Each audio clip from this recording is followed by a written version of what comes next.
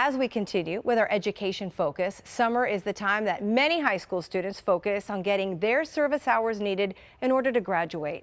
This summer, students from Christopher Columbus High School in Miami-Dade documented their experience with the local nonprofit BLUE Missions. It's an organization dedicated to educating today's youth on the need to bring clean, safe drinking water to communities across the globe through a unique hands-on experience. For the average American, filling up a cup of water is as simple as going to a faucet and turning it on.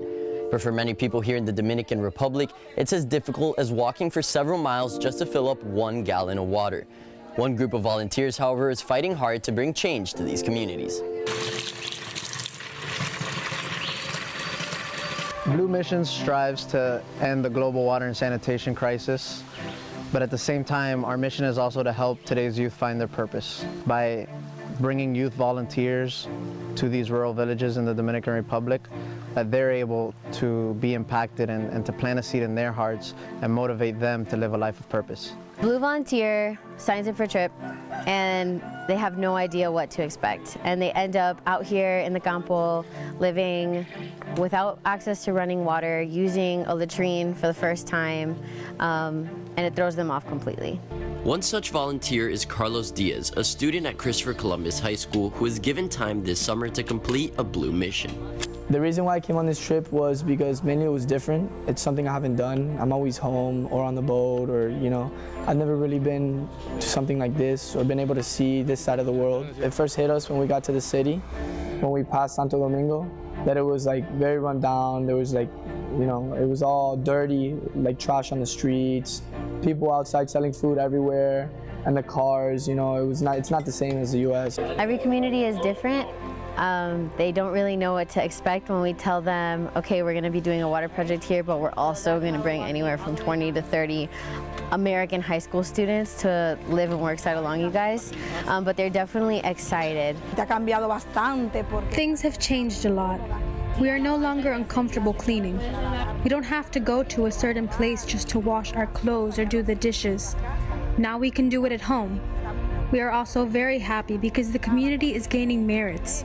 As you know, sometimes when people don't have water or power, it's almost like they don't have anything. But the community is growing more and more, thanks to them. And joining me now to learn more about Blue Missions is CEO Daniel Rodriguez and Carolina Consuegra, who served as a Blue intern this summer, but she just got hired. You're a Blue fellow now, you told me, yes. And events coordinator. Yes. So congratulations. Thank you. Very excited to see both of you because, Caro, you and I were on a mission trip together over the summer on LIFO, and we'll talk a little bit more about LIFO in a minute. But Danny, tell us about Blue and the genesis of Blue and how and why you started it. Yeah, Blue is something that holds a very special place in our heart, and it actually stands for building love and uniting everyone. And that's the root of our mission. That's what we strive to do. And it started because when I was in high school, I had the opportunity to travel to the Dominican Republic to a rural village that didn't have access to clean water. And that trip completely changed my life. We traveled with LIFO Missions at the time. And after returning back 3 times with LIFO Missions, they needed space for new volunteers. And that was where Blue was born. And the founders of LIFO Missions encouraged us to start an organization so that we can take more youth to experience what it's like to live without clean water and the impact that these projects have on these communities. So that was in 2010 when Blue was founded. And today we're lucky to be able to facilitate service trips for hundreds of students each summer so that they can firsthand witness what that's like, and that's very special to us. It's very special, and you can talk about it, but until you experience it, it really has a whole new meaning for you. And Caro, talk a little bit about LIFO, which stands for Living Instruments for Others. Your dad is one of the founder, Alfred Consuegra, yes, with Albert Perez, one of his dear friends. So tell us a little bit about that genesis, because you've really lived your whole life with this mission in your family, correct? Yes, so same story. LIFO started with my dad when he went with Belen Youth Missions when he was 16 years old. Fell in love, and again, like similar story, he basically got kicked out of Belen Youth Missions, and then he started LIFO Missions with Albert Perez, and they've been going to the summer every year since then. And I went, my first year was in the summer of 2012, and again, fell in love with it. It opened my eyes to so many different things, and couldn't go back. just life got in the way, and then I ended up going back on a blue trip in 2015 and have been hooked ever since. And I think that's what's so fascinating and interesting about this is that you go into the campo thinking you're going to help others, but you get so much out of it, don't you? Definitely. And on LIFO is really adults and kids working together, but Blue was really for younger people. So Danny, tell us a little bit more about that and how important that is for youth and the kids that we saw in the piece and college students to go on these missions and to contribute. Yeah. The need for water and sanitation is critical in the world. You know, 1 in 10 people doesn't have access to clean water, and being able to see that firsthand really impacts our youth. So what we're doing is we're creating opportunities. We're creating opportunities for the children in these communities who normally have to go fetch water, walk miles each day, carrying a bucket, bringing it back. We want to give them the opportunity to go to school and to grow and to possibly go to the university when the time is right. And for our volunteers, we want to create the opportunity to help them find their purpose. We want to connect them to their passion. We understand that life is short, and we want our youth to live a life of purpose and truly enjoy what they do every single day of their lives and impact others in a positive way. It's really incredible to think too, isn't it, that the majority of people in the world don't necessarily have access to clean running water. We take it for granted here in the United States. We just turn on a faucet, we take a shower. But for these people, when you go into the campo and do this work, how life-changing is it for them? It's life-changing for them, and you know, it's life-shaping for us. That's what we like to say. But definitely, these projects create opportunities for everyone in the community. Since the women and children bear that responsibility, now they have this free time where the kids occupy that by going to school, and the women can now start their own businesses or raise their families and spend time with their families. So it's very special to see that, especially, you know, coming from the first world and living in a bubble, and then being exposed to that. You know, it is life-shaping and can definitely impact the choices a high school or university student makes. Absolutely, it does make an impact on you. I know it made an impact on me when I was there, and just interacting with the campesinos and how grateful they were that we were there and how excited they were that this group of Americans, like they were saying in the piece, comes into their community. It's different for them. And Caro, you also worked on, and here's some other video. This is from LIFO. Here we are gluing pipe.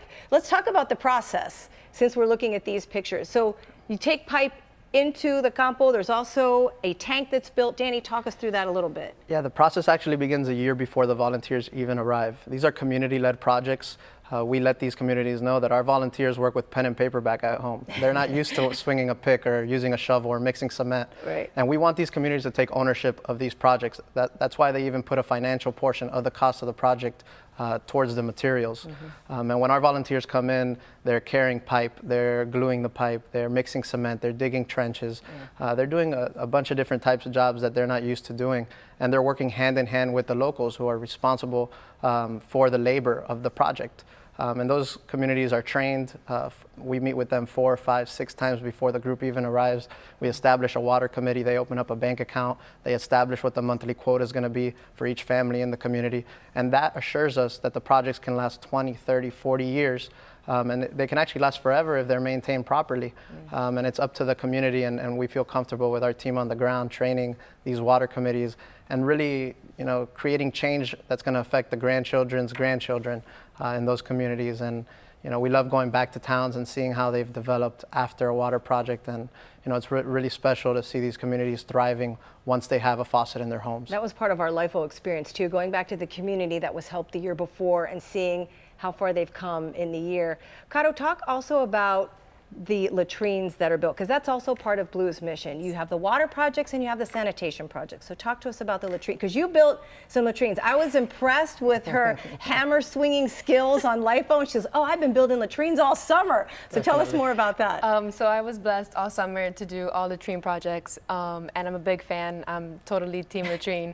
And so basically we build them of what we like to call it a VIP latrine, and we give them a toilet, and it's something so beautiful to them that it's humbling to see, and it's amazing. Because they didn't have a place to go to the Exactly. bathroom, Some of these basically. people, some of these people don't have any bathroom at all. They're going in their backyard, which can cause a lot of health problems. So we build them a latrine, and we like to show our volunteers the before and after.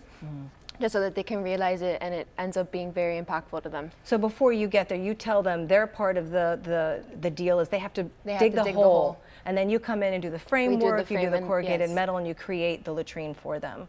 Correct, correct, yeah. And it's about dignity as well. You know, picture a young student, a child, and they're one of the few kids in school that doesn't have a place to go to the bathroom. Everyone in the classroom knows that you're the one that's defecating out in public. So apart from all the health benefits that having a sanitary, safe place to go to the bathroom, apart from all of those things that come along with having a ventilated, improved pit latrine, it's about the child and the dignity to be able to be proud of where he or she can go to the bathroom in their own home. Right. Quickly tell us, why isn't, when you've been in the Dominican Republic, why isn't the government helping to build these for their people? That's always a fun question, you know. And the government has improved the infrastructure in the country since the time we began working there, and there have been a lot of projects and an increased focus on education. But there's never enough funding to do everything. And these villages that we're working in are extremely remote villages. They're in the mountains. You know, we drove to a town that was 11 hours away from the airport on a tiny island. You'd think you can drive around the island in 11 hours. So we're working in places that we feel like if we don't get there, no one else will. And it's up to organizations like Blue Missions and like LIFO Missions and like the many organizations that are doing great work in the Dominican Republic to fill in the gaps where the government can't get to. Thank you both so much. It was great to have you here on the show to talk about Blue. And if you'd like more information on Blue Missions and how you can get involved, visit bluemissions.org. We'll also have a link for you on our Facebook page at Your South FL. As we continue with our education focus, summer is the time that many high school students focus on getting their service hours needed in order to graduate. This summer, students from Christopher Columbus High School in Miami-Dade documented their experience with the local nonprofit Blue Missions. It's an organization dedicated to educating today's youth on the need to bring clean, safe drinking water to communities across the globe. Blue Missions strives to end the global water and sanitation crisis, but at the same time, our mission is also to help today's youth find their purpose by bringing youth volunteers to these rural villages in the Dominican Republic, that they're able to be impacted and to plant a seed in their hearts and motivate them to live a life of purpose. Blue volunteer signs up for a trip and they have no idea what to expect. I've never really been to something like this or been able to see this side of the world. It first hit us when we got to the city, when we passed Santo Domingo, that it was like very run down. There was like, you know, it was all dirty, like trash on the streets, people outside selling food everywhere, and the cars, you know, it's not the same as the US. Every community is different. They don't really know what to expect when we tell them, okay, we're gonna be Through a unique hands-on experience. For the average American, filling up a cup of water is as simple as going to a faucet and turning it on. But for many people here in the Dominican Republic, it's as difficult as walking for several miles just to fill up 1 gallon of water. One group of volunteers, however, is fighting hard to bring change to these communities. and they end up out here in the campo living without access to running water, using a latrine for the first time, and it throws them off completely. One such volunteer is Carlos Diaz, a student at Christopher Columbus High School who was given time this summer to complete a Blue Mission. The reason why I came on this trip was because mainly it was different. It's something I haven't done. I'm always home or on the boat or,